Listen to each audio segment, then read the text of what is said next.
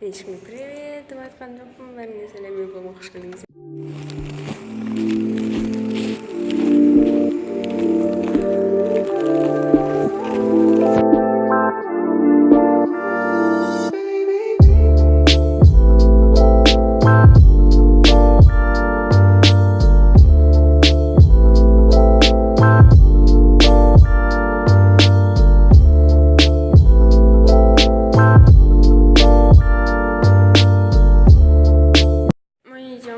То есть точнее, потому что бәрі кетіп қалды. Кетіп қалды деген жаны шықты бәрі. Асықпай, ұйқымды ашып шығып бара жатырмын. Соңғы сабақ болған жоқ. Мен все равно басқа класстағы қыздарды күтуім керек. Так что я иду домой. Лунарамен бірге. Лунара танысаңыздар. Осы қыз кетір. Вот. Дала сақын емес қой, не сақын деп жатыр. Мама маған таңертең дала боран қалың киін деді. Но жоқ. Сосын үйге орағасын ательеге соғам, ательеден тіске барам. Тістің видеосы бөлек болады, потому что бәрін деген бір-екі сәлі видео түсірінде деді. Ал мен бүгін уже бір-екетін шешейін деп жатырмын. Представляешь, мен бүгін бір-екетін шешем. Вот, так что үйде кездескенше. Мен уже үйге келдім, қазір обед ішіп алып, одан кейін ательеге кетем. Ательеде мен биге выступленияға киім тіктіп жатырмыз. Соған өлшемдерімді беремін да, ара қарай тіске кетемін. Так что до конца көріңіздер. Бұл влог деген 2 күндік болады. Бірінші және, бүгін және ертең. Мен уже киіндім, дайындалдым, мен шығып бара жатырмын. Дәл қазір шықпаса, мен уже кешігетін ойым бар. Так что кеттік жылдам. Бірақ маған қазір ательеден шығып стоматологқа баратын кезде табу қиын болатын сияқты, сондықтан да жылдам бару керек. Негізінен екеуінің арасында бір көше бар, бірақ точно білмеймін ол жақ қандай екенін. Сондықтан да жылдам киіну керек. Мен келдім, теперь маған ательенің өзін табу керек. Мен торговый центрға даласы сағын қатқалым, аян қатқалым. Думаю, мен даусым естімем болады деп ойдам. Но я без понятия қайдан табатынымды, қай табатынымды вроде таптым. Мен жазылдым, то есть өлшемдерімді бердім. И андағы апай шокта болды, что біз 14 адамбыз. И 14 адамның бәріне киім тігу керек екеніне. И такая, чё? Я думала, что вас 7. Вот. Короче, сол. Енді маған стоматолог табу керек. Вот. Начну сөйлететін болам кішкене. И потом уже барып кететін болам. Жаңа ғана үйге келдім. Брекетті шешті. Оның орнына артыңғы жағына ретейнерлар қойды. Оның бәрін мен деген брекет жайлы видеода айтатын болармын. Но ол видео осы жақында шықпайды. Примерно 2-3 аптадан кейін шығады, потому что бұл типа соңы емес, брекетті алса типа соңы емес, ара қарай ретейнерлар салады, то есть салды, еще тағы бір әсере салады. Так что кішкене күте тұруларыңыз керек. Өзіме неприятно, потому что, то есть не то, что неприятно, а непривычно, потому что до этого күлген кезде, или сондай жасаған кезде всегда тісті, ерінді брекет ұстап қалатын еді. Жоғарғы ерінімді брекет ұстап қалатын еді. Қазір деген жоқ. 32-33 тістің бәрін көрсетіп күле бересің еді. Қызық еще тағы бір непривычный нәрсесі, ол артында сым сияқты бір әсе салып қойды. И маған сөйлегенде тіліме мешать береді, сондықтан да мен деген қазір қызық сөйлеуім мүмкін. Вот. Қазір мен деген тамақ ішем.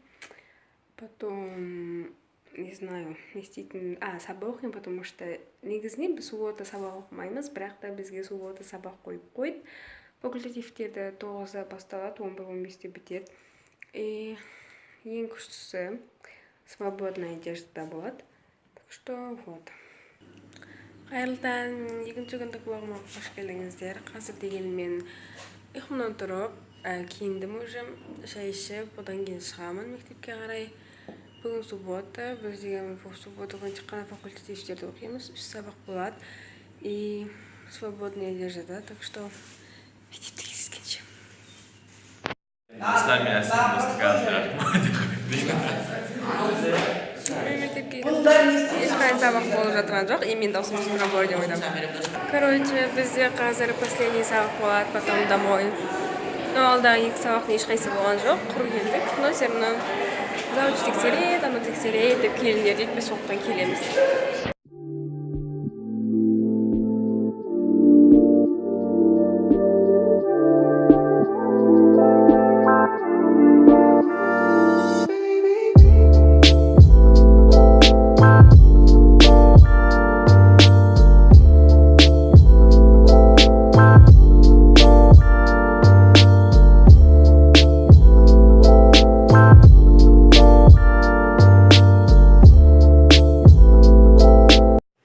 Ребята, сабақ бітті, енді мен үйге баратырмын, но мен кішкене мында досымды күтемін, потому что оларда әлі сабақ біткен жоқ.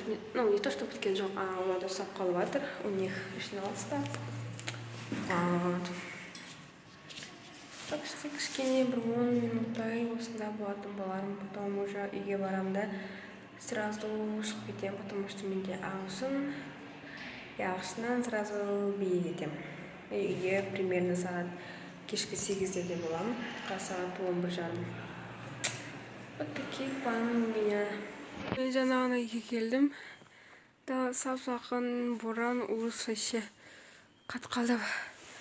Теперь ағылшынға кетіп бара жатырмын. Ребята, мен уже биге бара жатырмын. Да, сап-сақын қолым бәрі қатқалды. Дала боран, сақын. Бүгін біз деген уже биге постановка қойып бастаймыз. Себебі уже фестивальға дейін бір ай қалды. Домой. Я вышла, то есть күтіп тұрмадамды бір қызды. Бүгін дым түсіре алмадым, потому что біз постановка қойдық. Сложно болды, но қызық. Күтіңіздер. На жерде тұрық. И такой на жерде біреуді арестовать етіп жатыр. Из-за чего мы не знаем. Арестовать етіп жатыр. Мне кажется, менің қазір видео түсіріп жатқанын көріп қойсам, мені арестовать етеді. Так что пока.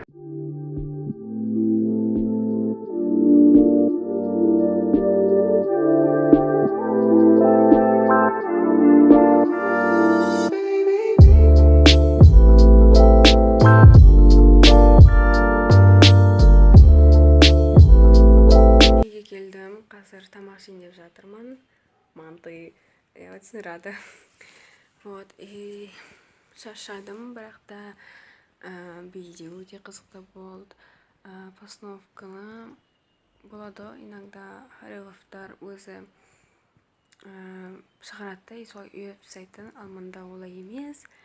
Мында хореограф деген сенен қалай қояйық дегенде қылып, сенің мнениеңді сұрайды, короче, вот. Так что бәрі өте жақсы болды. Қазір тамақ жеймін, одан кейін ұйықтаймын деген ойдамын. Осымен осы влогта соңына жетті. Сіздерге осы видео ұнады деген ойдамын. Ұнаса лайк басып, комментарий жазуды ұмытпаңыздар. Ең бастысы каналға жазылуды ұмытпаңыздар, себебі менің көрермендерімнің 50% каналға жазылмаған. Сондықтан да сіздерге ол тек қана 30 секунд, маған бұған алмаған сіздердің каналға жазылғандарыңыз көп белгі береді. Бәріңе пока.